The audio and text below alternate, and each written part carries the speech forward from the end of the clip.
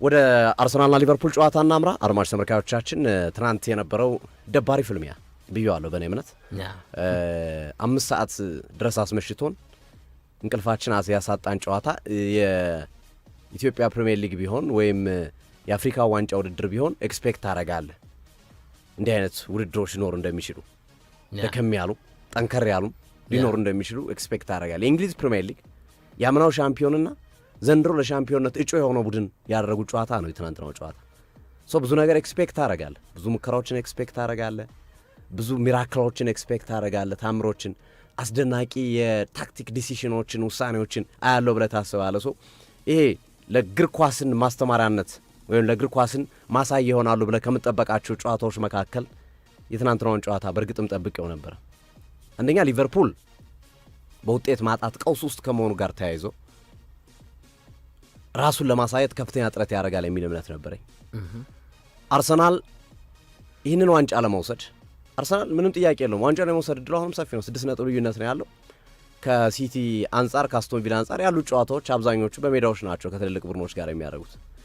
ስቲል የአርሰናል እድል ወደ ግራም ወደ ቀኝም ወሰድ ነው። አርሰናል ዋንጫውን የመውሰድ እድሉ በጣም ሰፊ ነው። ስቲል ግን ጥያቄው ነው አርሰናል ዋንጫውን ሲወስድ አሳምኖ መውሰድ ነበረበት ብዬ አስባለሁ።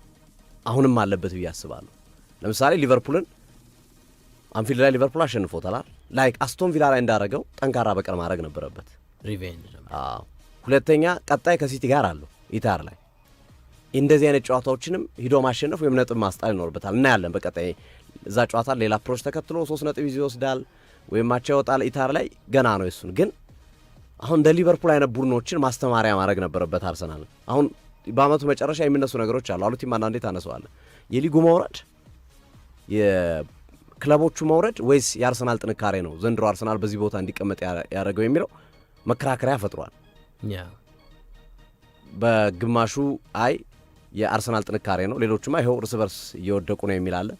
አይ ሌሎቹ እርስ በርስ ሲፋጁለት አርሰናል ያችን አጋጣሚ ተጠቅሞ ነው የሾለከው እና የሊጉ ቶፕ 6 ቡድኖች የምንላቸው በተለምዶም እና መሰል ቡድኖች መውረድ ያቋም መውረድ ያመጣው ችግር ነው የሚሉ ሐሳቦችም ይሰጣሉ።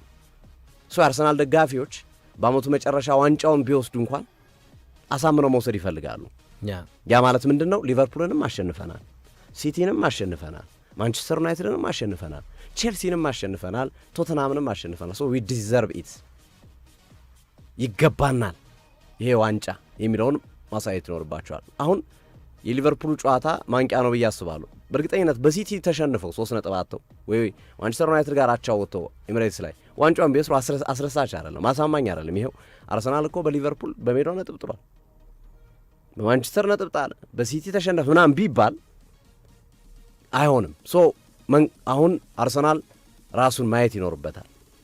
አንድ ጨዋታ ነው። በእርግጥ በእግር ኳስ ውስጥ አመቱ ሙሉ እየተጫወትክ ለዛውም በየ3 ቀኑ እየተጫወትክ ብዙ ነገሮች ይኖራሉ፣ ድካሞች ይኖራሉ። በየ3 ቀኑ ሃይ ፐርፎርማንስ ልታሳይ አትችልም።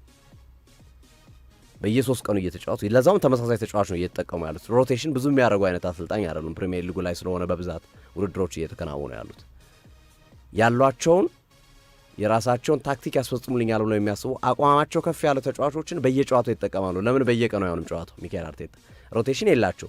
ሮቴሽን የሚያደርጉት ወይ ሊግ ካፕ ሲመጣ ወይ ሻምፒዮንስ ሊግ ደከም ያለ ጨዋታ እንደነ ክለብ ብሩዥ አይነት ጨዋታዎችን ሲገጥሙ እና መሰል ጨዋታዎች ላይ ነው እንጂ ፕሪሚየር ሊጉ ብራይተንን የሚገጥሙ ሲቲን፣ ማንቸስተር ዩናይትድን የሚገጥሙ ዌስትሃምን፣ አርሰናል ካላቸው ሙሉ ቡድናቸውን ይዘው ነው የሚገቡት ዋንጫውን አጥብቆ ስለሚፈልጉት ሚካኤል አርቴታ።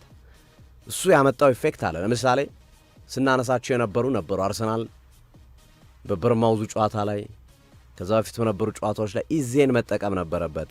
አሁን ትናንት ሪፍሬሽ አላረገም። ኦድጋርድ በየ3 ቀኑ እየተጫወተ ከጉዳት ተመለሰ ተጫዋች ደንዝዞ ነበር ያመሸው በትናንትናው ጨዋታ ላይ። ዲክላን ራይስ ተመሳሳይ ነገር ነው ስንመለከትበት የነበረው። የሚነሱ ሐሳቦች አሉ። 2 አይነት ሐሳቦች ይነሳሉ።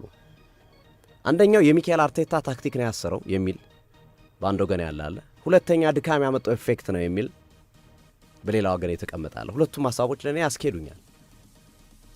አርሰናል በዚህ የውድድር ዓመት ቶፕ ከሚባሉ ፐርፎርማንስ ከሚያሳዩና በየጨዋታው በየ3 ቀኑ የሚካሄድ ጨዋታ በየሳምንቱ የሚካሄድ ምርጥ ብቃታቸውን ከሚያሳዩ ተጫዋቾች መካከል አንዱ ዲክላን ራይስ ነው። ትናንት ራይስ አልነበረም ጨዋታው ላይ። አሁን እሱ የሚነሱ ነገሮችን እናነሳለን። የአርሰናል እናስቀድም ብዬ ነው። ሊቨርፑልንም እንመለከተዋለን። ከዚህ ጋር ተያይዞ እንግዲህ አሰልጣኝ ሚካኤል አርቴታ ተንታኞችም የሚያነሱት እኔም እንደ ሀሳብ የማነሳው ድካም ከሆነ ታዲያ አርሰናል ፈርስት ሃፍ ላይ ለምን ምርጥ ሆነ፣ ሰከንድ ሃፍ ላይ ለምን ወረደ? የድካም አይደለም ይሄ ታክቲካል ዲሲሽን ነው። ሁለተኛው አጋማሽ ላይ የተሰጣቸው የታክቲክ ስራ አርሰናልን አጥፍቶታል የሚል ሀሳብ እንድሰጥ ያደርጋል። ምክንያቱም ፈርስት ሃፍ አርሰናል ዶሚኔት አድርጓል። በነገራችን ላይ በትናንትናው ጨዋታ ላይ ሁለቱም አዳዲስ ነገሮችን አሳይተውናል። ለምሳሌ አርሰናል በዚህ ውድድር ዓመት ብቸኛ ጎል ያላገባበት ቡድን ሊቨርፑል ነው። በሁለቱም ጨዋታ በደርሶ መልስ ጎል አላስቆጠረም አርሰናል ብቸኛው። ሁሉም ቡድኖች ላይ ጎል አስቆጥሯል አርሰናል። ብቸኛው ጎል ያላስቆጠረበት ቡድን ሊቨርፑል ነው በዚህ የውድድር ዓመት። ከጨዋታው በፊት ዶሚኒክ ዞቦዝላይ ተናግሮ ነበረ። ለምን ሻምፒዮን እንደሆነ ምናምን እናሳያቸዋለን የሚል አስተያየቱን አስቀምጦ ነበር። እሱን ነው በጨዋታው ላይ የነበራቸው ፍላጎት፣ ተነሳሽነት ከፍ ያለ ነበር። የሊቨርፑልን ጥንካሬ ለብቻ ስለምናነሳው ማለት ነው። እና በዚህ ሂደት ውስጥ የአርሰናል የፈርስት ሃፍ እንቅስቃሴ ጥሩ ነበረ። ጥሩ የማጥቃት እንቅስቃሴዎች፣ ወደ ጎል የቀረቡ ሂደቶችና መሰል ነገሮችን ሲያደርጉ ነበረ። ሞር ነጻነት ነበራቸው ከሁለተኛው አጋማሽ። አብዛኞቹ ሙከራዎች፣ የቦል ፖዚሽኖች አርሰናልን ላይ መሰረት ያደረጉ ነበሩ። በትናንትናው ጨዋታ ላይ ሜዳ ላይ ነው እየተጫወትክ ያለው። ትልቁ ጥያቄ የሚያስነሳው ይሄ ነው። ሜዳ ላይ እየተጫወትክ እንዴት አፈግፍገህ ትጫወታለህ? ሊጉን በ8 ነጥብ ልዩነት ልመራ ነው የምችለው። ብትሸነፍ 5 ነጥብ ነው የሚሆነው። ያውም ተጫወታ አትሸነፍም። ከተጫወትክ የመሸነፍ እድልን እየቀነስክ ነው የምትሄደው። ስታፈገፍግ ነው እንዲሁም የመሸነፍ እድል እየሰፋ የሚሄደው። ሶ ታክቲካሊ ሁለተኛው አጋማሽ ላይ አሰልጣኝ ሚካኤል አርቴታ ተጫዋቾቹን የሚታሰረው በግ ነው ወይም ያጠፋ ሰው ነው አይደል? ተጫዋቾቹን አስሯቸው ነበር። በታክቲክ ነው ያሰሯቸው። ዲክላን ራይስ ከ6 ቁጥር ሚና ወጥቶ እንዳይጫወት አልፈቀዱለትም። ድካም ነው ወይስ የእርሳቸው ውሳኔ ነው? እኔ የእርሳቸው ውሳኔ ይመስለኛል ሞሮርለስ። ለምን ፈርስት ሃፍም ተመልክተ ነው ከሆነ እያነሳ ነው ነበኛ ጨዋታ ላይ ዛሬ በደብል ፒቮት ነው የተጫወቱ ያሉት። ዲክላን ራይስ እና ዙቢሜንዲ አንድ ቦታ ላይ ናቸው ያሉት፣ አይወጡም ሁለቱም የሚል ሀሳብ ስናነሳ ነው። ሁለተኛው አጋማሽ ግን ይበልጥ ያ ነገር ራይስ ጭራሽ ወደፊት አንድ ኳስ እንኳን ገፍቶ ሲሄድ አልተመለከት ነው። አንድ ኳስ ሰከንድ ሃፍ ላይ ገፍቶ ሲሄድ አልተመለከት ነው። አርሰናል በሊቨርፑል ኢላማውን የጠበቀ ሙከራ አልተሞከረበትም። በትናንትናው ጨዋታ ላይ ኢላማውን የጠበቀ ሙከራ አልተሞከረበትም። ሊቨርፑል በአለፉት 15 ዓመታት ለመጀመሪያ ጊዜ ነው ኢላማውን የጠበቀ ሙከራ ሳይሞክር የወጣው። ለመጨረሻ ጊዜ 2010 ላይ ነው ኢላማውን የጠበቀ ሙከራ ሳይሞክር የወጣው። 600 ጨዋታዎች አልፈዋል። በሁሉም በ600 ጨዋታዎች ቢያንስ አንድ ኢላማውን የጠበቀ ሙከራ ያደርጋል ሊቨርፑል። ለመጀመሪያ ጊዜ ትናንት አላረገም። ይሄ ምን ያህል አርሰናል አፈግፍጎ እንደተጫወተ በእርግጥ ተናግረውታል አርነ ስሎት ከጨዋታው በፊት። የእኛና የእነሱ ልዩነት መከላከል ነው ብሏል። አርሰናል በደንብ መከላከል ይችላል፣ እኛ ቡድን መከላከሉ ላይ ደከም ያለ ነው የሚል ሀሳባቸውን ያነሳሉ። ትናንት ኢኬቲኬ የለም፣ አይዛክ የለም፣ መሐመድ ሳላህ የለም፣ የሚያስፈራ አጥቂ የለም፣ ማርክ ላርገው እንኳን የምትል አጥቂ የለም። ያው ሲመጣ ትከላከለዋለህ ወይም ኤኒታይም በካውንተር አታክም በምንም መጡ አቆመዋለህ ብለህ የምታስበው እንጂ ላይክ ቫንዳይክና ኮናቴ ኮሬክሽን ሲያደርጉት እንደነበረው እያንዳንዷን እንቅስቃሴ የምትከታተለው አጥቂ የለም። አይዛክ ቢኖር ያንን ማድረግ ግዴታ ይኖርበት ነበር። አንዱ ተከላካይ ቢያንስ ኢኬቲኬ ቢኖር የኃላፊነት ይኖርበት ነበረ። ሳላ ቢኖር እንደ ኢንካፔ አይነት ተጫዋቾች የኃላፊነት ይኖርባቸው። የአርሰናል ተከላካዮች በርድን አልነበረባቸው፣ ጫና አልነበረባቸው። ለዛ ነው ኢላማውን የጠበቀ ሙከራ። ስለዚህ ጫና ሳይኖርብህ እንዴት ትከላከላለህ? ሃላንድን ብታገኝ፣ ፎደን ከጀርባ ቢኖር፣ ዶኩ ቢኖር አይ ልከላከል ሊያስቆጥሩብኛል ከፍቼ በወጣ የሚለውን ፍራቻ ታስተናግዳል። አንዳንዶቹ የሊቨርፑል ተጫዋቾች እኮ እንደ ኪርኪዝ አይነት ተጫዋች እንደ አግባ እንኳን ብለህ ስጦታ ብትሰጠው የሚያገባ አይነት ተጫዋች አይደለም። እና ይህንን አፕሮች ለምንድን ነው ሚኬል አርቴታ የፈለጉት? በዛ ላይ እንዲህ አይነት ቡድኖችን ማሸነፍ ብቻ ሳይሆን ሌላም ምክንያት አላቸው። አምና አንፊልድ ላይ የነበረው ያሳዩት ባነር አነጋጋሪ ነበረ። አርቴታ ለእኔ ጭምር ተጫዋች ሁሉ ነው ተጫዋቾቻቸውን ያዘዟቸው።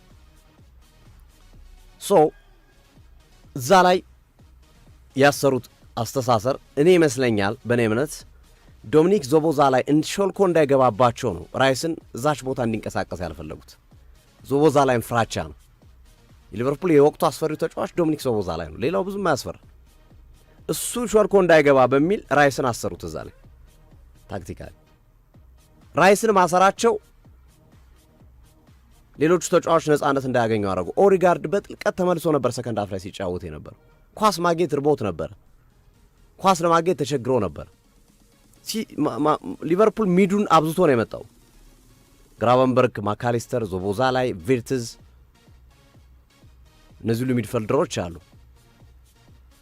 ወደ 9 ቁጥር ሚና የሚመጡ ተጫዋቾች በጣም ፍላክቹዌት ያደረጉ ነበር፣ ሞባይል ነበሩ። ፍሎሪያን ቪርትዝ 9 ቁጥር ላይ ታገኘዋለህ፣ ጋክፖን 9 ቁጥር ላይ ታገኘዋለህ፣ ዞቦዝላይን ታገኘዋለህና ስፔሻል ታክቲክ ነው ሊቨርፑሎች ለመጠቀም ጥረት ሲያደርጉ የተመለከትናቸው። ግን እንዲህ አይነት ጨዋታ ላይ ሚኬል አርቴታ ይህን አፕሮች ነው ወይ መከተል ያለባቸው? ይሄ በትልቁ ጥያቄ የሚያስነሳ ነው። በየ2 ሳምንቱ በየ3 ሳምንቱ አርቴታ መምከር አለብህ። አሁን ታየዋለህ። ከዛሬው ጨዋታ ቀጥሎ ያው ፖርትስማውዝ እና ቼልሲ ነው ያሉት።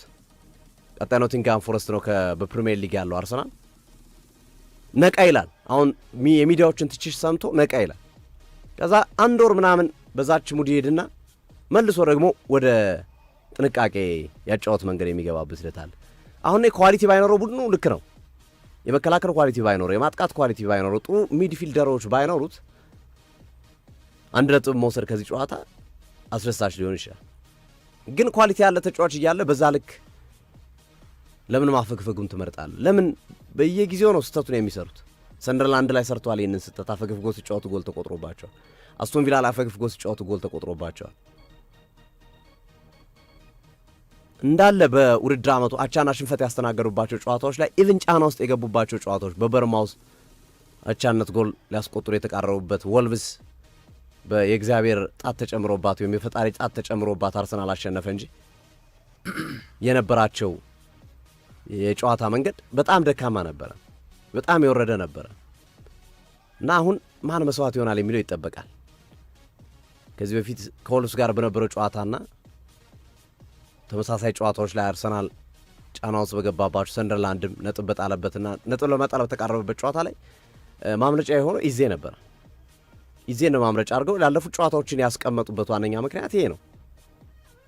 ታክቲካሊ የሰጠውን ነገር አልተገበርክም በሚል ማለት ነው። ለትናንትናው ጨዋታ ማን ነው ተጠያቂ? እኔ ከተጫዋች ተጠያቂ አለ ብዬ አላምንም። አርቴታ ናቸው ተጠያቂ 100%። በደንብ እንዳሰሩት ያስታውቃል። ድካም ሊኖር ይችላል ተጫዋቾቹ በየ3 ቀን ስለሚጫወቱ፣ ግን የድካም ብቻ አይመስለኝም። የታክቲካል ውሳኔዎችም ታክቲካል ዲሲሽኖችም ያመጡትን ነገር በደንብ ተመልክተናል። ምክንያቱም ተጫዋቾቹ የመጨረሻዎቹ 4 ምናምን ደቂቃ ሲቀር 90ኛው ደቂቃ ሲገባ እንዲጫወቱ ፈቀዱላቸው። በደንብ አጥቅተውት ነበር ሊቨርፑል። የማዘር ምቱን ጋብሪኤል ማጋለሽ ሁሉ ሊያስቆጥር ተቃርቦ ነበር በዛ እንቅስቃሴ ላይ። ግን ያንን ነጻነት ለምንድን ነው ሰከንድ ሃፍ በሙሉ ከልክለው መከላከል የፈለጉት? በፍጹም ሊገባኝ አልቻለም። ከጨዋታው በኋላም የተናገሩት ነገር የሚኬል አርቴታ ትንሽ የሚያስቀይም ይመስላል። ምክንያቱም ካላሸነፍክ ቢያንስ መሸነፍ የለብም የሚል አስተያየት ነው የሰጡት። ሊጉን እየመራህ እኮ ያለ ለሻምፒዮንነት እየታጨ ያለ ቡድን ጨዋታውን ማሸነፍ ነበረብን የሚል አስተያየት ነው መስጠት ያለብህ። ግዴታችን ነው ይህን ጨዋታ እንደ አይነት ጨዋታዎችን ማሸነፍ ነበረብን። ወይ ክፍተቱ የራሳቸው ከሆነ ራሳቸውን ይቅርታ መጠየቅ፣ ተጫዋቾቻቸው ላይ ከሆነ ተጫዋቾቻቸው ላይ ጥያቄዎችን ማንሳት የሚኖርበት ሂደት አለ።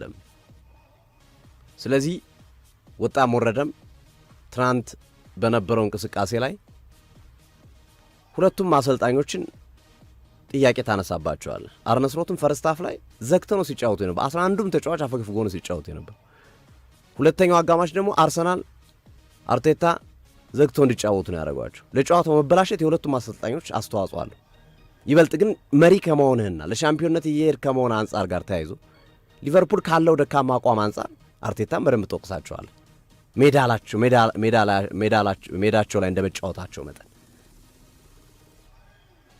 ላይ እንደመጫወታቸው መጠን በደጋፊ ታግዘ ደጋፊ ጸጥ እኮ ነው ያለው እኮ ኤሚሬትስ ላይ እኮ ጸጥ ብሎ ነበር ሲከታተል የነበረው እኮ እንቅስቃሴው ስለደከመ ማለት ነው። የቡድን እንቅስቃሴ ጥሩ ቢሆን ደጋፊውም አብሮ ካንተ ሙድ ጋር ይራመዳል፣ ካንተ ሙድ ጋር ይሄዳል። እና አንዱ ጨዋታውን ያበላሸው ብዬ የማስበው ጎሉ አግዳሚ የኮነር ብራድሊ ሙከራ የመለሰበት የጎል አግዳሚ ዴቪድ ራያ ተሳስቶ ያገኘው ኳስ እሱ ጎል ቢቆጠር ጨዋታው እንደዚህ ሊሆን ይችላል ብዬ አላስብም። ክፍትፍት ይል ነበር። አንድ ጎል ይፈልግ ነበር ጨዋታው በሁለቱም በኩል አንዳቸው ቢያስቆጥሩ የመከፈት እድሉ ሰፊ ነበር። ጥሩ ጨዋታ፣ አዝናኝ ጨዋታ ልንመለከት የምንችልበት ሀሳብ ይኖር ነበረ ብዬ አስባለሁና ያው እንኳን ለሻምፒዮንነት እየተጫወትኩ እንኳን በየሶስት ቀኑ እየተጫወትኩ ይቀርና እንደዛም ባቶን ፍላክቹዌት የሚያደርግ አቋም ሊኖር ይችላል፣ ሊቀያየር የሚችል አቋም ሊኖር ይችላል። ግን እኔ ጨዋታው ነው ይሄ ጨዋታ ላይ በሙድም በትኩረትም በስነ ልቦናም በቴክኒክም በታክቲክም በልጠ መገኘት ያለብህ ጨዋታ ነው። እንዲህ አይነት ጨዋታዎች አንደኛ ምርጥ መታጠፊያ ነው። ይሄ ሰዓት ላይ 3 ነጥብ ያገኝ አርሰናል 8 ነጥብ ያደርገዋል። በቃ መለጠ። ጥር ወር ላይ ሊጉ ኦልሞስት ደን ሊባል የሚችልበት ወይም ደግሞ ጥር ወር ላይ የዋንጫው ጥቆማ በደንብ ክሊርሊ ብዙ ጊዜ ጥር ላይ የዋንጫ ነገር ክሊር ሆኖ ግልጽ ሆኖ አይቀመጥም። ቢያንስ ግልጽ የዋንጫ ብቸኛ ተፎካካሪ ቡድን የምንመለከትበት እድል ይኖር ነበረ። በእርግጥ እነዚህ ነገሮች የራሳቸው ኢፌክትም መልካም ነገርም መጥፎ ነገርም አላቸው። አንዳንዴ እንዲህ ራቅ ስትል የመዘናጋት ነገር ያመጣል። መዘናጋት ታመጣለህ።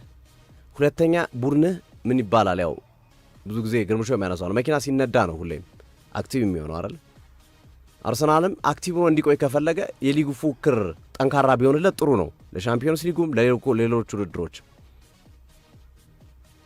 አንድ ዋንጫ ብቻ ስላልሆነ እቅዱ ማለት ነው አርሰናል። የሊጉ ፉክክር ጠንከር ሲልለት የቡድኑ የተጫዋቾቻቸውን ብቃት ልምምድ የሚሰሩበት መንገድና መሰል ነገሮች ኢንቴንሲቲያቸው ከፍ ይላል። በጊዜ ካወቅ ሻምፒዮንነትን ወይም የሻምፒዮንነቱን ጉዳይ እየለየለት ከመጣ ቀዝቀዝ ትላለህ። ማኔጅ የማድረግ ስራ ነው የምትሰራው። ማኔጅ እያረክ ቡድኖችን እያሸነፍክ ትወጣለህ። በአንድ ጎል ልዩነት በምናምን እያረክ ትወጣለህ። ለሊጉ እኔ ጥሩ ነው። ሊቨርፑል ልጓም ማበጀቱ ትንሽ አርሰናልን ያዝ አድርጎታል። ኦልሞስት ሊሞት ነበረ የሊጉ ፉክክር፣ በቃ ላይ አበቃ ነበረ። ከዚህ ጋር አበቃ ልንል የምንችልበት ምክንያቱም ቀጣይ ሲቲ ከማንቸስተር ዩናይትድ ነው። ሲቲ ነጥብ ቢጥል አርሰናል ኖቲንግሃም ፎረስትን ቢያሸንፍ ትናንት አሸንፎ ቢሆን 11 ነጥብ ይሆናል ልዩነቱ። በቃ ደን ምን ወደ ግራም ወደ ቀኝ የምትወስደው ነገር አይኖርም። አርነ ስሎት አሪፍ አስተዋጽኦ አድርጓል ሊጉ። በእርግጥ አሁንም አርሰናል 6 ነጥብ ልዩነት ብዙ ነው። 6 ነጥብ ግን ቢያንስ በቃ ተስፋ ቁርጥ እንዳያረጉና ሲቲ እና አስቶን ቪላ አይ በቃ አሁን ዝም ብለን ሻምፒዮንስ ሊጋችን እንጫወት ሊግ ካፓችን እንጫወት እንዳይሉ ትንሽም ቢሆን ውድድሩን ደማቅ በማድረግ ረገድ ወይም ውድድሩ ዘጊ እንዳይሆን በማድረግ ረገድ አርነ ስሎት ላደረጉት አስተዋጽኦ ከፍተኛ ምስጋና ይገባቸዋል። ብዙ ተጫዋቾች በጉዳት አጥተዋል። ትናንት ሊቨርፑል በአፍሪካ ዋንጫ ሳላ የለም፣ ኢኪቲኬ የለም፣ አሌክዛንደር አይዛክ የለም። የጨረሱትም በገቡት ተጫዋቾች ናቸው። ይሄን ሁሉ እድል ነው ያመቻቹልህ። ተጫዋቾቻቸው የሉ። እንደገና 90 ደቂቃ መጫወት አንድ ተጫዋች ምን ያህል እንደሚያደክም ይታወቃል። ቢያንስ ባደክም እንኳን የሆነ ሰዓት ላይ ትኩረትን ታጣለህ። አርሰናል ብዙ መሳሪያ ነበረው በዛ ሂደት ውስጥ ጨዋታውን ሊቀይሩት የሚችሉ ተጫዋቾችን ይዜና ማዱኬን ያስገባው እኮ አሉት 12 ደቂቃ ሲቀረው እኮ ነው ጨዋታው። ምን ሊያደርግ ነው 12 ደቂቃ ሲቀረው የምታስገባው? ሰከንድ አፍ ላይ ቆማር ከሚችል ነበር እኮ ተጫዋቾችን እየቀያየረ የተለያዩ ታክቲኮችን እየሞከረ እኮ አርሰናል የተጫዋች ቅያር ዴፕስ አማራጭ ስላለው ጨዋታውን በሚፈልገው መንገድ መቀየር የሚችልበት እድል ነበር። ኢቭን ራይስ ደክሟል ብለን ካሰብን ለዛ ነው ታክቲካል አይደለም ያልኩት። ማን ነው የድካም አይደለም የሚለው ሞር የሚያጋድልብኝ ለዛ ነው። ራይስ ደከመ ካልክ ሜሪኖ አለ ያልተጫወተ ፍሬሽ የሆነ ተጫዋች አለ። ኦዲጋርድ ደክሟል፣ ልክ ነው እያየነው ነበረ። ኢዚ አለ ግን የታክቲክ የድካም ሳይሆን ታክቲክ ነው አሰልጣኙ የሰጣቸው ናቸው። አስሯቸዋል፣ እንዲጫወቱ ነፃነት እንዲያገኙ አላረጓቸው እና እንዲህ አይነት ነገሮች አስቸጋሪ ነው የሚሆኑት። በነገራችን ላይ አርሰናል እኮ የመጨረሻ 4 ነው 5 ጨዋታ እየቀረታቻ ምና በ8 ነጥብ ልዩነት ነበር እኮ ሲመራ የነበረው ሲቲ ከኋላው መጥቶ የወሰደው ዋንጫ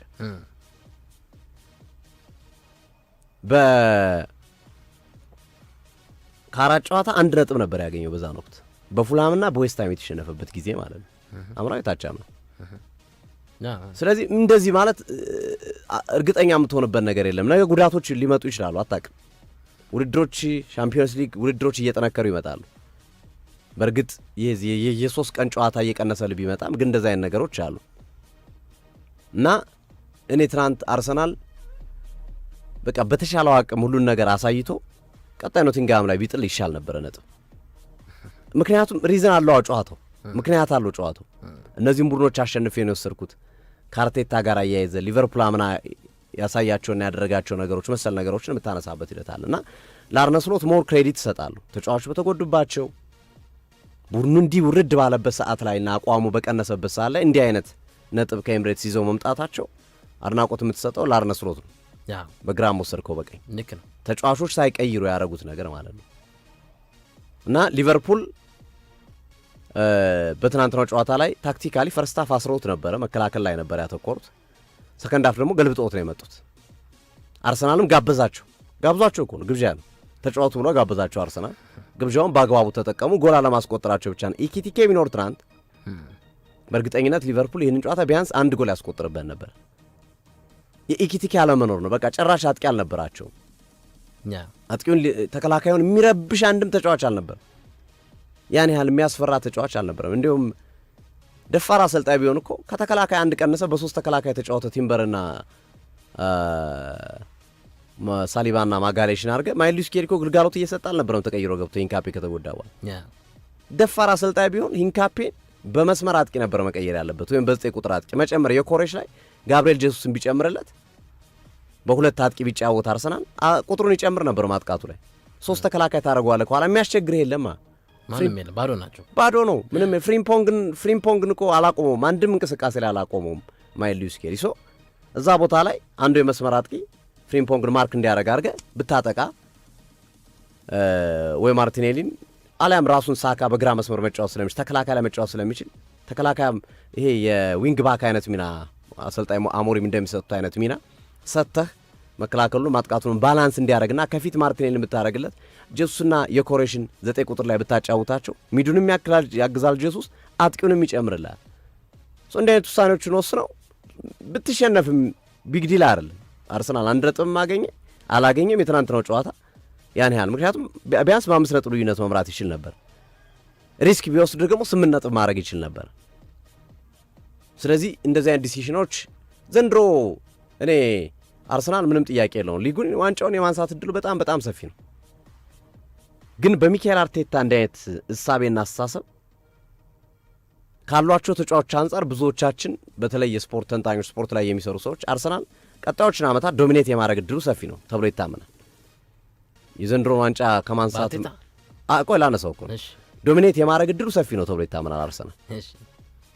ምክንያቱም ያላቸው ኳሊቲ ተጫዋቾች ተከላካዩ፣ አማካኙ፣ አጥቂውን ተመልክተ በቀጣይም ከሚጨምሯቸው ተጫዋቾች አንጻር የተሟላ ቡድን አርሰናል ነው አሁን ላይ። በቃ ማንቸስተር ዩናይትድም ቼልሲም ሊቨርፑልም ሲቲም ማንም ብትለው በቃ ማለት ቀጣይ ዓመታት አንደኛ አሰልጣኝ ሊያሰናብቱ የተዘጋጁ አሉ፣ አሰልጣኝ ያሰናበቱ አሉ። ገና እንትናቸውን እስከሚያስተካክሉ ድረስ 1 ዓመት 2 ዓመት ይፈጅባቸዋል ብዙዎቹ። አርሰናል ግን በቃ ከሆኑስ በደንብ ተደርጎ የተገነባ ቡድን ነው እና ቀጣዮቹን ዓመታት ዶሚኔት ያደርጋል ብለህ ታስባለህ ወይም ትንታኔዎችን ስሰጥ አርሰናል የቀጣዮቹን 3-4 ዓመታት ዶሚኔት የማድረግ አቅም ያለው ቡድን ያለው ትልና አርቴታን ስታይ ግን ዘንድሮ ምናልባት በባሌም በቦሌም ብሎ ዋንጫውን ሊወስዱ ይችላሉ። በዚህ አስተሳሰባቸው ግን አርቴታ ሊጉን ዶሚኔት አድርገው መቆየት አልችሉም። ጋርዲዮላ እንዳረገው፣ ፈርጉሰን እንዳረገው፣ ቪንገር እንዳረጉት አይነት ዶሚኔሽን በተከታታይ ዓመታት ዋንጫዎችን የማንሳት ሂደት በእንደዚህ አይነት ስህተትና በእንደዚህ አይነት አስተሳሰብ ማሳካት ይችላሉ የሚል እምነት የለኝም። ወይ ራሳቸውን መቀየር አለባቸው። ምናልባት ይሄ ፎቢያቸው የዋንጫ ማንሳት ፎቢያቸው ሲገለጥ እርሳቸውም ራሳቸውን የመግለጥና በደንብ የመጫወት ሀሳባቸውን ሊያሳዩ ይችላሉ። አንዳንድ እኮ ያሳየዋል እኮ አንዳንድ ጨዋታዎች ላይ በደንብ ግልጥ አድርገው እንዴት አይነት ውብ ቡድን ነው ብለህ እንድትወጣ ያደርጋል። ለምሳሌ አስቶን ቪላ ጋር የነበረው ጨዋታ ላይ፣ ቶተናም ላይ የነበረው ጨዋታ ላይ። በተቃራኒው ደግሞ እንደዚህ አይነት ሊቨርፑል፣ ሰንደርላንድ፣ ሲቲን ምናምን ሲገጥሙ ደግሞ ውርድ ያለ እና ፈሪ የሆነ ቡድን ትመለከታለና ይሄ ለኬሪየራቸውም ለቀጣይ ጉዟቸውም ትንሽ ጫና ውስጥ የሚከት ነው ብዬ ነው ማስበው። ትናንት በነበረው ኢንሲደንት ላይ ማርቲኔሊና ኮነር ብራድሊ ተጋጭተው ነበረ። የተጋጩበት ምክንያት ኳስ ለመያዝ ሲሞክር ኮነር ብራድሊ እግሩ ታጠፈ። አይ ቲንክ ወደ ጉልበቱ አካባቢ ይመስለኛል። ትንሽ ጠንከር ያለ ጉዳት ነው። በስትሬቸር ነው የወጣው እና ማርቲኔሊ ከእንትኑ ጫፍ ላይ ነበር የነበረው። ከመልስሞ ውርወራ ሊወረውር ሲል ገባ ብሎ ቁጭ ነው ያለው። በቃ መስመሩ ላይ ነው እኮ ጨዋታ መከናወን አይችልም። እዛ ብድግ አድርጎ ወሰደው እና መነጋገሪያ ነበረ። ማርቲኔሊ ደቂቃው ስለሄደ እሱን በማሰብ ነው። ግን ለካ ኮነር ብራድሊ ጠንከር ያለ ጉዳት ነው የገጠመው። አውቆ አይደለም ያንን ሲያደርግ የነበረው፣ አውቆ እያደረገ መስሎታል። ይቅርታ ጠይቆታል ማርቲኔሊ። ይሄን ባቅ እኔ ላረግ አልችልም በጣም ይቅርታ ብሏል። ኢቭን አክቹዋሊ አርነ ስሎትም እያወቀ ይሄን ያደርጋል የሚል እምነት የለኝም፣ ያው ጎል ከማስቆጠር ፍላጎት የመጣ ነው የሚል አስተያየቱ ሰጥቷል። ዶሚኒክ ዞቦዝላይ ላይ ከጨዋታው በፊት ሻምፒዮን ነው እኛ እንጂ አርሰናል አይደለም፣ በጥር ሻምፒዮን ነው ቡድን የለም ብሎ ነበር። ከጨዋታው በኋላም ደግሞታል። በእርግጥ ጠንካራ ቡድን ነው የገጠም ነው። አዎ አርሰናል ጠንካራ ቡድን ነው፣ ግን ሻምፒዮናው ግን ከኛ ጋር በነበረን እንቅስቃሴ ላይ ለምን አምና ሻምፒዮን እንደሆነና አሁንም ለሚጠራጠሩን ሁሉን አቅማቸውን እየሰጡ አይደሉም ብሎ ለሚያስቡ አንዳንድ ሰዎች ትክክለኛ ምላሽ ሰጠንበትና አሁንም ለሊቨርፑል ሁላችንም ደም እንደምንሰጥ ማሳያ ነው የሚል አስተያየቱን ያስቀመጠበትን ሂደት እንመለከታለንና የትናንትናው ጨዋታ ከሞላ ጎደል አርቴታን ተወቃሽ የሚያደርግ እና መሰል ነገሮች ነው የተመለከት ነው። አሉት የታዘብከው ነገር ካለ በተወሰነ መንገድ ናው ያው የአርቴታ ፍርሃት አሁንም የቀጠለበት ጨዋታ ነው ብዬ አስባለሁ። አንዳንዴ አሁን ሜሲ ቁመቱ ትንሽ እንዲያድግ መርፌ አይደል የተወጋው፣ አርቴታም ወኔው እንዲመጣና ድፍረቱ እንዲመጣ አንዳንድ መርፌዎች ያስፈልጉታል ብዬ አስባለሁ። ዋንጫ ያስፈልጋል። አይ ዋንጫ አይንል ከተገለጠ ምናልባት የፍራቻና መሰል ነገሮች ሊስተካከሉ ይችላሉ። አሁን እኮ እንትንም ባባል ምን አለ እድሜም ማምሻ ነው ይባላል፣ አንድ ቀንም ማምሻ ነው ይባላል። እና አንድ ነጥብም በቃ ይጠቅመኛል ብሎ ስላሰበ ነው ትናንት እንጂ ፖቴንሻሊ አርሰናልን ጨዋታ ማሸነፍ ነበረበት ከነበሩት ሁኔታዎች፣ ከጉዳቶች ሜዳ ላይ እንደመጫወቱና መሰል ነገሮች። ልክ ነው እኔ እስማማለሁ አርቴታ ላይ ግን ሊያነቃ የሚችል እንግዲህ ዋንጫ ካሳካ ሜቢ እንደገና አዲስ ቨርዥን አርቴታ እንመለከታለን እናያለን። የሊቨርፑል አንድ ነጥብ እንደ 3 ነጥብ ቆጥረው ነጥብ ነው ብዬ አስባለሁ። ምክንያቱም በስኳድ ረገድ ባዶ የሆነ ቡድን ነው። በውጤት ረገድም ሰሞነኛ አቋሙም ጥሩ አይደለም። ማንም የሚያገባበት ቡድን ነው ሊቨርፑል ማለት። በነገራችን ላይ በሁለቱ ክለቦች ያለፉት 20 ጨዋታዎች ላይ 79 ጎሎች የተቆጠሩበት አጋጣሚ አለና ትላንትናም እሳቢያችን ጎል እንመለከታለን ነበር። ያ አልሆነም፣ ባዶ ለባዶ ተጠናቋል። ስትመለከተው አጠቃላይ እኔ አሁን አርቴታ መወቅስበት የራሴ ነጥቦች አሉ። ለምሳሌ ሊቨርፑል በዘንድሮ ዓመት ትልቁ የቡድኑ ችግር መከላከል ነው። ትልቁ የመከላከል አቅሙ ደግሞ ከምንድን ነው የሚመነጨው? ከቆመ ኳስ ነው። ሊቨርፑል በዘንድሮ ዓመት ከየትኛውም የእንግሊዝ ፕሪሚየር ሊግ ቡድን በዋናነት ከበርንማውዝ እኩል 13 የቆሙ ጎሎችን ኳሶችን አስተናግዷል። 13 ከበርንማውዝ ጋር እኩል የሚያደርገው እና በአውሮፓ ከሚገኙ ትልልቅ 5 ሊጎችም ከስፔን፣ ከጀርመን፣ ከጣሊያን፣ ከእንግሊዝ ሊቨርፑል ይካተታል ካሉ ክለቦች ውስጥ በዘንድሮ ውድድር ዓመት ብዙ የቆመ ኳስን ጎሎች በማስተናገድ ከማዕዘን ምት 7 ገደማ የማዕዘን ምት ጎሎች ተቆጥረውበታል። ከፍሪ ኪክ እና ከመልስ ውርወራ 13። ይሄ ራስ ምታት ሆኖባቸዋል ለአርኔ ስሎት። ይሄን ያውቃሉ። የአርሰናል ጥንካሬ ምንድን ነው? የቆመ ኳስ ላይ ጎል ማስቆጠር። የነ ገብርኤል ማጋሌሽ፣ የዲክላን ራይስ እና የቡካዮ ሳካ ክሮሶች፣ የማዕዘን ምቶች በአርሰናል ወደ ጎልነት እንዲለወጡ በማድረግ ረገድ ከፍ ያለ ጉልህ ሚና አላቸው። ይህንን እንዴት ተግባራዊ አያደርጉም? አንተ ጠንካራ የሆንክበትን መስፈርት ተጋጣሚ እኮ ደካማ ጎን አለው እኮ ሶ ዋት። አርቴታ እንደ አሰልጣኝ ይሄ ሊወቀስ ይገባል። ጎል ማስቆጠር ነበረበት በየትኛውም መንገድ። ለዛ እኮ ነው በአንድ እንቅስቃሴ ኪርኪዝ ኳስ ተጨርፎበት ወደ ውጭ ወጥቶበት አበደ። በቃ አበደ። በራሱ ተናደደ። ጎል የተቆጠረበት ነው የሚመስለው ብስጭቱ ማለት ነው። ልክ ነው። ምን ያህል አርነ ስሎት አርሰናልን የቆመ ኳስ ከልክሉ ብሎ እንደገቡ በሲሪየስ እንዳስጠነቀቋቸው ማሳያ ነው። ምን ያልካቸው ነጥቦች ግልጽ ናቸው። ፕላስ የአርሰናል ውጤት ለዋጭ በነገራችን ላይ ሁለቱም ክለቦች አንድ የሚያደርጋቸው ነገሮች ላይ ለመናገር ያክል ሁለቱም ሰከንድ አፍ ከጀመረ በኋላ ቢያንስ እስከ 60ኛው እስከ 65ኛው ደቂቃ ላይ ጎል የሚያስቆጥሩ ክለቦች ናቸው።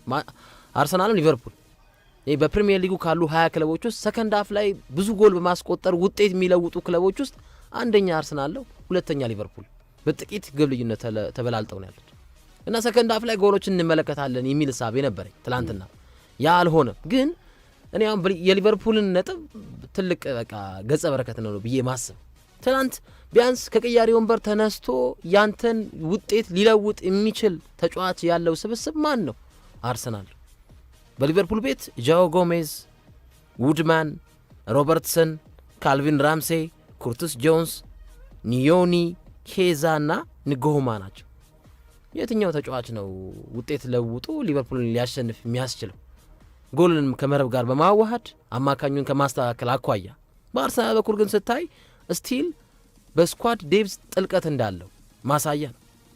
ገብርኤል ሱስ፣ ማርቲኔሊ፣ ሉዊስ ስኬሊ፣ ኢዜ፣ ማዱኬ፣ ቤን ዋይት፣ ኬፓ፣ ኖርጋርድ፣ ሜሪኖ እነዚህ ሁሉ አሉ አይደለም። የመጀመሪያ ስታርቲንግ ላይናፓቸው የቅያሪ ወንበር የአርሰናልና የሊቨርፑል ተጫዋቾችን ብታነጻጽር ማንም እግር ኳስን ማያቅ ራሱ ካለው እውነታ አኳያ የአርሰናል ክሊኒካል እንደሆነ መናገር ይችላል። ግን አርቴታስ ቅያሪዎቹ 13 እና 12 ደቂቃ ሲቀረው ነው ተጫዋቾችን እየቀየረ የሚያስገባ። ልክ አይደል? ፕላስ ለተጫዋቾች የሚሰጠው ሚና የተገደበ ሚና። ዲክላን ራይስ እንደዚህ እንደ ከዚህ ቀደሙ ሲፈነጭ አልተመለከት ነው፣ ውስን ላይ ነው። በቃ የመርስ ሮራ እንኳን ለመሮራ አይመጣም ነበር። ታዲያ የመርስ ሮራ እንኳን እንዲወረውር አልፈቀዱለትም። ያ ምን ያህል ታክቲካሊ ልጁን ተጭነው እንዳሉት ያሳያል። እና ደግሞ እኔ ደግሞ እሱ ከሆነ ታዲያ እንደዚህ አይነት ሚና መስጠት ከፈለጉ ለምን ሜሪኖን አላስገቡትም? ያ ሜሪኖን ማስገባት ይሻላል። ለልጁ ረፍት መስጠት ፈልገው ወይም በዛ አይነት አጫዋት እንዲጫወትላቸው ከፈለጉ ሜሪኖ ያንን ጨዋታ በደንብ ይጫወትላቸዋል። ልክ ነው። እና ራይስን ለምን እንደዚህ አይነት በማይፈልገው ሚና እንደሰጡት ፍራስትሬት እያደረገ ነበር ሲወጣ፣ ራሱ እየተበሳጨ ነበር ሲወጣ የነበረው ዲክላን ራይስ። እና ልክ ነው። ይሄ የሚያሳይ ታክቲካል ዲሲሽናቸው የሚካኤል አርቴታ ምርጫቸው ልክ አልነበረም። የአርቴታ የፍርሃት ጥግ በጣም ትልቅ፣ በጣም ሪሶርስ ኖሮ ስኬርሲቲ ቢያጋጥመ የተገደበ ሪሶርስ ቢኖር ኦኬ ፍራ። ግን ቤንች ላይ እነዚህን ውጤት ለዋጭ ተጫዋቾችን ይዘ ስታርቲንግ ላይንአፕ ላይ በጣም ጎበዝ ተጫዋቾችን ይዘ ምን ያስፈራሃል አርቴታ? እኔ የመጀመሪያ ከአርሰናል ደጋፊዎች ጋር ጸቤ የኦገስቱ ጨዋታ ነው። ሊቨርፑል ጎል የሚያስተናግድ ቡድን ነው፣ ተመልክተነዋል። በኒውካስትሉም በበርንማውዝም ጨዋታ ላይ አርሰናል ቢያጠቃ ጎል ያስቆጥራል ነው። ያ ነው የመጀመሪያ ጸቤ ከአርሰናል ደጋፊዎች ጋር። እኔ ስፔሻሊ ከክለቡ ጋር ችግር የለብኝም፣ ከአርቴታ ጋር ግን አሁንም ሶፊ በፕሪሚየር ሊጉ በ21 ሳምንታት ውስጥ ሊቨርፑል 4ኛ ደረጃ ላይ ይቀመጥ እንጂ የተቆጠረበት የጎል ብዛት 28 ነው። በዚህ ረገድ 5ኛ ደረጃ ላይ ካለው ከብሬንትፎርድ እኩል ነው። ከኒውካስትል ዩናይትድ የበለጠ ጎል ገብቶበታል። ከቼልሲ የበለጠ ጎል ገብቶበታል። ከዛ በተጨማሪ ከሰንደርላንድ የበለጠ ጎል ገብቶበታል። ከብራይተን ሆቭ አልቢዮን እኩል ጎል ተቆጥሮበታል። ከኤቨርተን የበለጠ ጎል ገብቶበታል። ከክሪስታል ፓላስ የበለጠ ጎል ገብቶበታል። ከቶተንሃም ስፐር በላይ ጎል ተቆጥሮበታል። እና ከ20 ክለቦች ውስጥ ሊቨርፑል የሚበልጠው ጎልን በማስተናገድ የሚበልጠው 8 ቡድኖችን ታች ያሉት እነ ወልቭስ፣ እነ በርንሌ፣ እነ ዌስትሃም፣ እነ ኖቲንግሃም፣ እነ ሊድስ፣ እነ በርንማውዝ፣ ማንቸስተር ዩናይትድ አለ 8 ቡድኖች የሚበልጥ ነው። ጎል የሚያስተናግድ ቡድን ነው። እንደውም የሊጉ የነጥብ ጥግግሾች በሲቲና በአርሰናል መካከል ስላልጠበበ ነው እንጂ አርቴታ ከዚህ በላይም ትችቶችን ሊያስተናግድ ይገባው ነበር። አሁን 6 ነጥብ መሆኑ በቃ አይሁን አሁንም እኛ ነን ዋንጫው የምናነሳው የሚሉ ደጋፊዎች ስላሉ ነው እንጂ ማንቸስተር ሲቲ ከሰንደርላንድ ከቼልሲ እና ከብራይተን ነጥብ ባይጥል ኖሮ ዛሬ የመገናኛ ብዙሃኖች እዚህም ያሉ ደጋፊዎች እዛም ያሉ ደጋፊዎች አርቴታ ላይ ጣት ይቀሰር ነበር። ግን ረገበለት። በሲቲም ድክመት ቢሆን ሌላ ነገር አድማ አድርገው ሊቨርፑል በዘንድሮ ዓመት ከሜዳ ውጪ ባደረጋቸው ጨዋታዎች ላይ መረቡን ሳያስደፍር የወጣው በማንና በማን ይመስላል? በዌስትሃም ዩናይትድ እና በኖቲንግሃም ፎረስት ብቻ። በሌሎቹ ክለቦች ጎሎችን አስተናግዱ። ሰው አርሰናል ለምን አያስቆጥርበትም ታዲያ? ሆይ ለምን የተገደበ ሚና ራይስ ተጣል? ለምን ለነ ሳካ ለነ ማርቲኔሊ ለነ ኢዜ ደቂቃዎችን በደንብ አትሰጥም? ሳካ ተጫውቷል በርግጥ ግን ቅያሬዎችስ ለምን ለስ ይሆናሉ?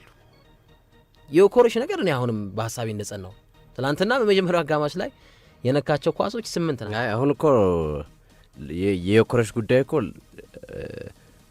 ለመከላከልም አላመቻል። ይሄ ዝም ብላላ አይተህ እንኳን የምትወደው ሰው ቢሆን እንኳን በጨዋታው ተማርከ ባይሆን እንኳን አሁን ብዙ ያርሰናል ደጋፊዎች አሁንስ በቃ የሚል ሀሳቦች እየሰጡ ነው። ከትናንትናው ጨዋታ በኋላ በተለይ ብዙዎች በየኮረሽ ጉዳይ ላይ ተስፋ ቆርጠዋል። ምክንያቱም እንዲህ አይነት ጨዋታዎች ላይ ራሱን ማሳየት ካልቻለ፣ እንዲህ አይነት ጨዋታዎች ላይ ቡድኑን ማገዝና መጥቀም ካልቻለ የሱ 68 ሚሊዮን ፓውንድ ዝውውር ምንድን ነው ጥቅሙ የሚል ጥያቄዎችና እንዲሁም አንዳንዶች ከዚህ በኋላ የኮረሽን ለመከላከል አልሞክርም የሚል የአርሰናል ገጾች ራሱ ለአርሰናል ጋር ቅርበት ያላቸው ገጾች የውጭ ገጾች ያን ሀሳብ እያንጸባረቁ ነው ያሉትና ጊዜው የጀሱስና የሃቨርዝ የሚሆን ይመስለኛል ከዚህ በኋላ በቂ በላይ ራሱ አሁን ከእኔ በቃ ብዙ አይቻለሁ የኮሬሽን ጨዋታዎች በአርሰናል ማሊያ ከሱ የተሻለ ሜሪኖ በዛ ቦታ ላይ ቢሰጠው ይሻለኛል።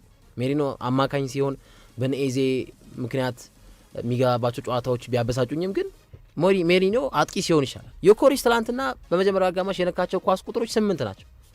በተጋጣሚ የፔናልቲ ቦክስ ውስጥ የነካው ኳስ 1 ነው። በአጠቃላይ ይላል ኦፕታ እንዳስቀመጠው መረጃ ከሆነ የኮሬሽ በ18 የፕሪሚየር ሊግ ጨዋታዎች በዘንድሮ ዓመት የትላንቱን ሳይጨምር ከ32 በላይ ኳስን አይነካም።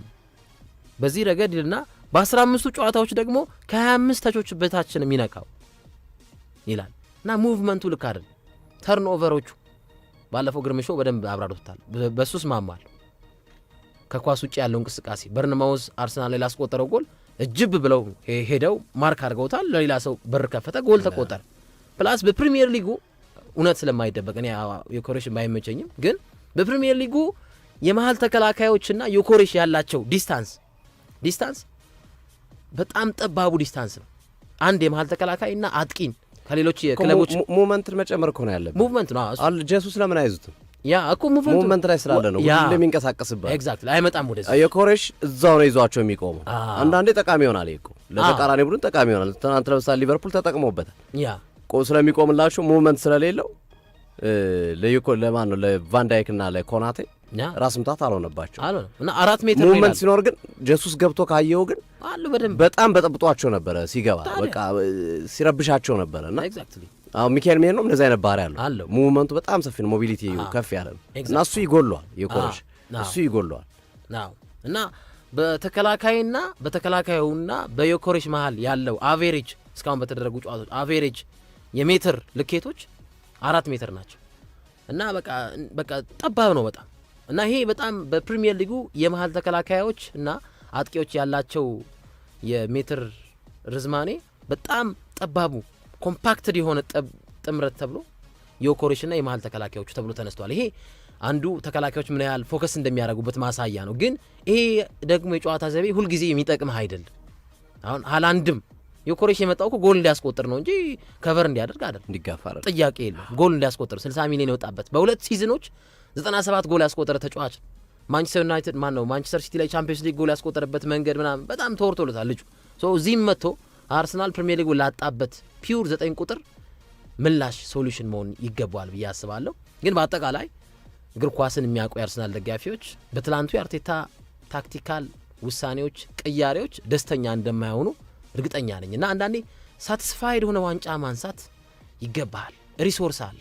ሲቲንም አሸነፈ፣ ቼልሲንም አሸነፈ፣ ቶትንሃምን አሸነፈ፣ ሊቨርፑልን አሸነፈ። ዋንጫ ብታገኝ በቃ ከዚህ በላይ ምን አለ ትላለህ?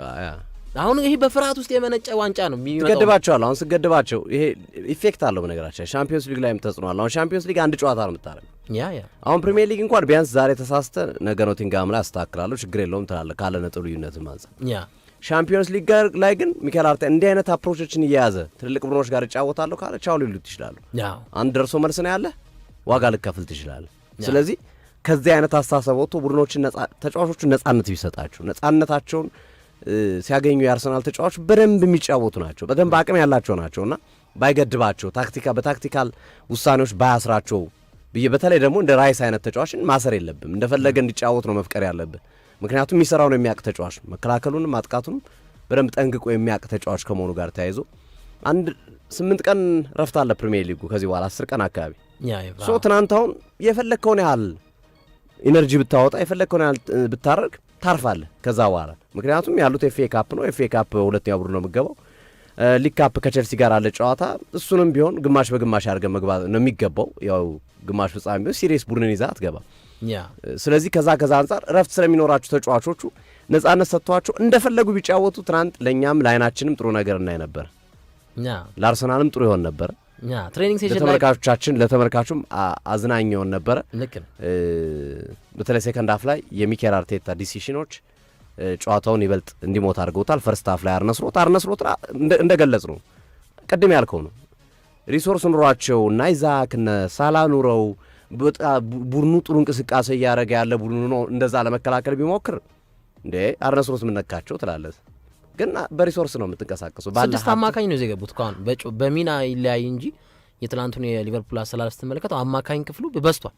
ግራቨንበርግ፣ ማካሊስተር፣ ራሱ ስቦዝ ላይ ፍሪምፖንግ፣ ራሱ ድጋሜ ጋክፖ፣ በተጨማሪም አጥቂ ብለው ያሰለፉት ፍሎሪያን ዊርትዝ ራሱ እነዚህ ሁሉ አማካኝ ናቸው በጨዋታዎቹ። አሁን እነዚህ ተጫዋቾች ሳላ ቢኖር ድጋሜ አይዛክ ቢኖርና ኤኪቲኬ ቢኖር በአማካኝ ክፍል የምታሰልፋቸው ናቸው። ስለዚህ ሞሮፍ አማካኙን ያበዛውን ሊቨርፑል የተመለከት ነው ዲዘርቭ የሚያደርግ አንዴም እኮ ደፈራ አለ እኮ ትናንት እኮ እንዲደፍረዋል ነው። ለምን ፍሪምፖንግ ነው ይዘው የገቡት? ለማጥቃትም ፈለጉ ታዲያ። ምክንያቱም ከዚህ በፊት እንኳን ኢቨን ነሊድስ ምናምን ሲገጥሙ እንኳን ጆንስን ነው ይዘው የሚገቡት። ጆንስ፣ ግራቨንበርግ፣ ቪርትዝ፣ ዞቦዛ ላይ ማካሊስተር አጥቂ ኮዲ ጋክፖ አድርገው ነበር የሚገቡት ለነ ብራይተን ለነ ሊድስ ምናምን እንኳን ሲጫወቱ ማለት ነው እነ ኤኪቲኬ የበረሉበት በሰሞኑ ጨዋታ። ትናንት ግን ትንሽ ደፈር ብለው ፍሪምፖንግን እኮ ይዘው ገቡ። ለዛውም ገና ፕሩቭ ያላረገ የመስመር አጥቂ ነው። ሳላህ አለመኖሩን ተከትሎ ያስገቡት ነው። በባየር ሊቨርኩሰን ሞር ቀኝ ተከላካይ ነው የሚጫወተው። ከዛ ወደ ቀኝ መስመርም እያወጡ አሰልጣኙ በዊንግ ባክ ሚና ያጫወቱ ነበረ ዣቢ አሎንሶ እና አዲስ ሙከራ ነው። ፍሪምፖንግን ግን ኢቭን እሱን ሞከሩት እኮ ለማጥቃት ካላቸው ፍላጎት አንጻር ሪሶርስ ባይኖራቸውም ማለት ነው እና አብዛኛውን ነገር እንዳነሳ ነው ኃላፊነቱን ሚኬል አርቴታ ይወስድ። ለትናንትናው ጨዋታ እንዲሁም ረግቡለታል። ሶፊ ጣቶች አልተቀጸሩበት። የሲቲ መጣል ነው የሲቲ ድክመት ነው። አሁን የአርሰናል ጥንካሬ ሳይሆን እዚህ ጋር የምታየው ሲቲ ጣለ። በማን ይጣለው? በነ አሁን ለዚህ ትችት አመች ይሆናል እንዳልኩ ነው ቅድም። አሁን በአመቱ መጨረሻ አርሰናል ዋንጫ ቢወስድ እንኳን አይ ሊቨርፑልን እንኳን አላሸነፍም እንኳን ሊያሸንፈው ጎል አላገባበት ነገ ሲቲን ኢታር ላይ ሄዶ ካላሸነፈ ሲቲንም አላሸነፈም። ዛሬ በዚህ አቋሙ ማንቸስተርንም አያሸንፍም ባይነኝ ከሆነ ማንቸስተር ዩናይትድ ጋር አቻ ቢወጡ እንዲህ አይነት ነገር ይቀሰራል። ገብቷል። አሳምነህ መውሰድ የሚለው ነገር ላይ ብዙ ጊዜ አሁን ቡድኖቹ ዋንጫ ካነሱ በኋላ እንደዚህ አይነት ጥያቄዎች ነው የሚነሱት። ዋንጫ ያነሳበት መንገድ ልክ አይደለም እንደ ይሄ ሌሎቹ ቡድኖች መድከም ነው ምናምን። አሁን ሌስተር ሲቲ አንቢሊቬብል ነው ዋንጫውን ሲያነሳኩ ይሄ ሌሎቹ ቡድን መድከም ነው። ቶፕ ሲክሶቹ ስለደከሙለት እርስ በርስ እነሱ ሲጣጣሉ ሲሸናነፉ ሌስተር ሲቲ በማል ሾልኮ አመለጠ የሚል ትንታኔ እንዲሰጥ ያደርጋልና እሱን ለመከላከል አሳምነው ከመውሰድ አንጻር ነው በሚለው ጉዳይ ጥያቄ የሚያስነሳ ይመስላል።